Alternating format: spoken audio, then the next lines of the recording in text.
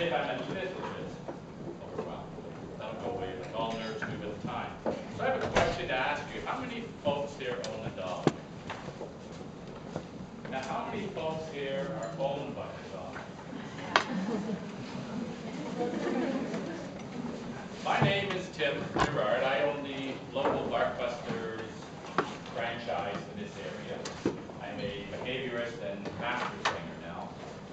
Barkbusters, a short background, is a 22-year-old company started in Australia that has been in existence, as I say, 22 years. We've helped over 500,000 dogs throughout the world.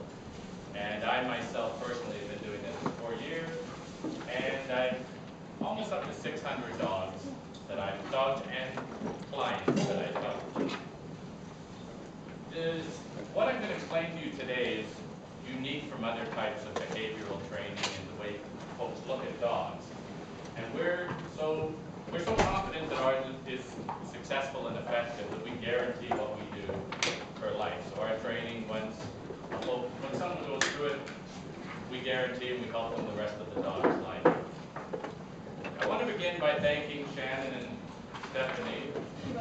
She was here for inviting me here today.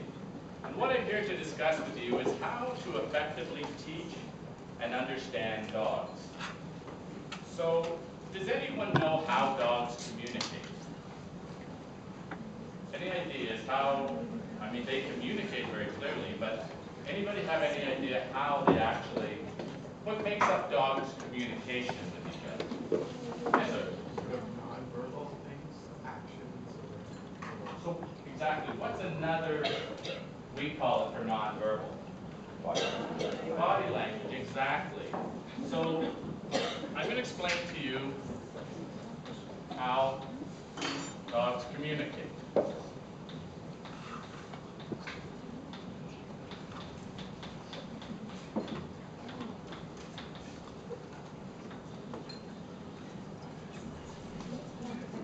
Now, how much of their communication do you think is body language? Any ideas? Yes, sir. Folks say 80, 90, almost 100%. Sure. Because can they tell you when they're happy, dogs? Yeah. Without saying a word, right? You can tell just by their body that they're happy. You can tell when they don't want you to do something. When they don't want you to touch something, right? And how do they do that? By their bodies, first off. So the biggest way dogs communicate with each other is body language.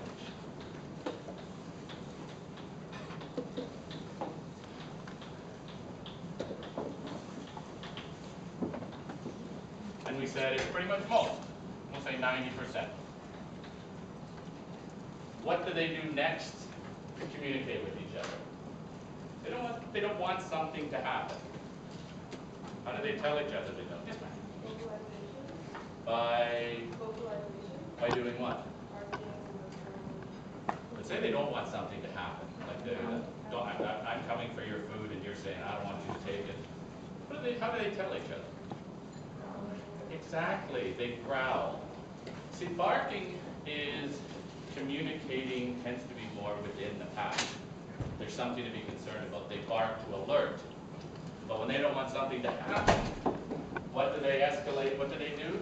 They growl. How many folks here have been growled at by a dog? Has it been unclear what they wanted? Did you go right in afterwards and go, I'm taking it anyway, that dog I don't know is growling at me? Or did it make you back off and, okay, I'm leaving that dog alone? What happens if the dog growls and another dog challenges the growl? What do they do next? What do they escalate to? Or if we try to take something, what do they escalate to? Yes, ma'am? Exactly. Folks say bite. But think of it, biting is when they make contact. Most of the time they snap, and if you go to reach for something, they snap at you, you get your hand out, and you say, your dog snapping.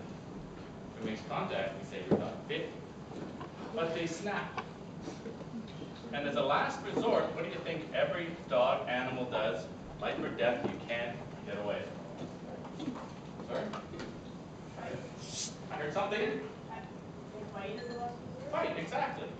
See, what this is done to illustrate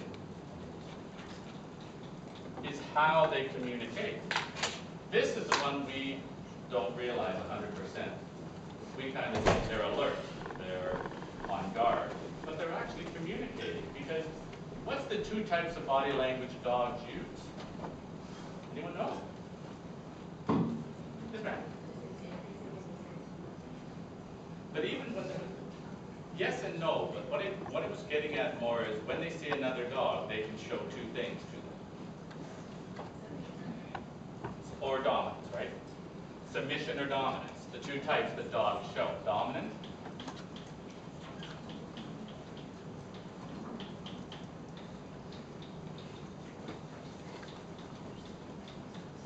you see, like I said, the biggest thing folks who have dogs don't realize is they're actually communicating, not tough or tough.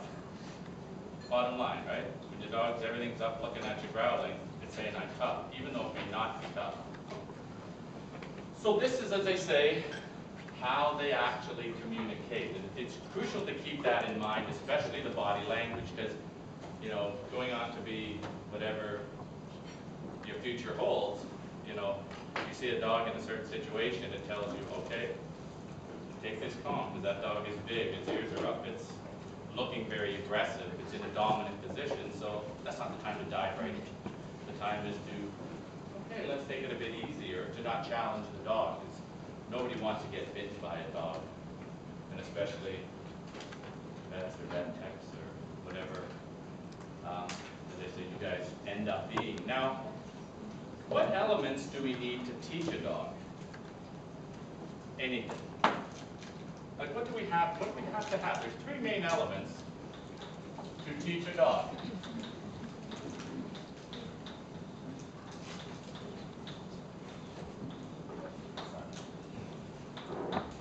How do you have this, ma'am? Consistency and Yes, that's part of it, but how should you communicate with them? like are you saying like physical signals and hand signals or Well, think back to the way dogs do it. If you wanted to really be truly to tell a dog when it's wrong, and you wanted to be like dogs do it, for the most effective way, whose language should we communicate in? Theirs. And which is, a dog's wrong. You know, I have a lot of folks that say, oh, my dog listens to my husband. Why? Because the husband, he's at his wit's end going, come over here. But he's listening to the growly sound of it. You see, it's one thing to use commands, but what if the dog isn't doing the command? What does a dog do if something isn't listened to?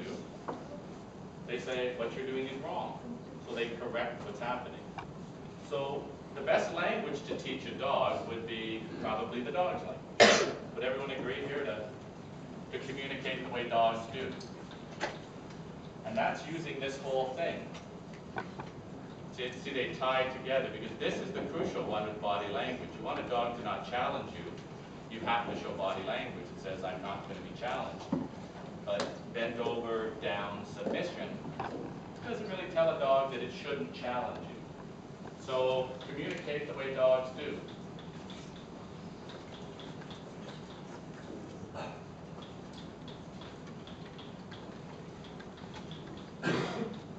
Now, think of dogs you have, personally or whatever. Why do they do what you want sometimes, and why don't they do what you want other times? Yeah. Well, for a reward, you're saying, right? I'll do it if you give me something. It's like a trade-off. But if you say come, and they say I don't want to come, what are they saying to you in effect? What don't they have for you? Why aren't they listening to you? What do you have to have from a dog for it to listen to you? Respect. I heard that someone. Respect. To teach a dog, you have to earn their respect.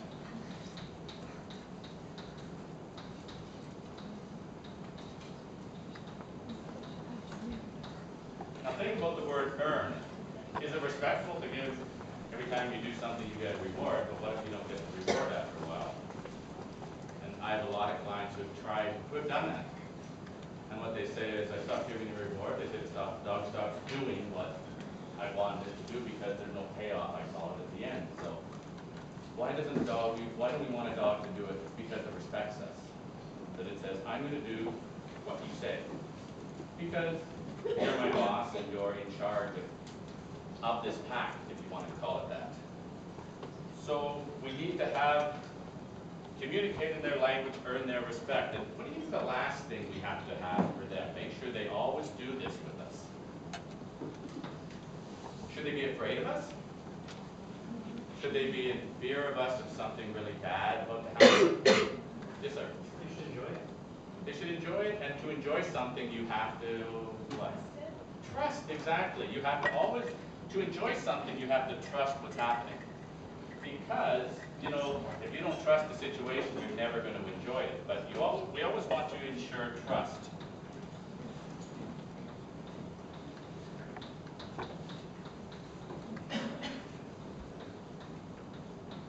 You see, a lot of folks, when they get a dog, the first thing they don't realize you have to build is trust.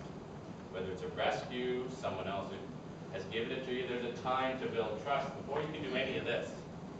The dog has to realize I'm getting fed, I'm getting a good place to sleep. This is a pretty good place. Now you can start teaching dogs how you want them to behave. But if you don't get them to trust you and instill fear in the dog, why would it do what you want just because it's going to be afraid of something major happening? Whereas we want them to always do it for this.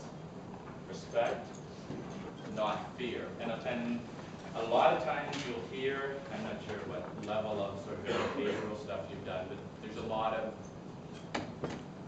older ways of teaching dogs. Hold it upside down.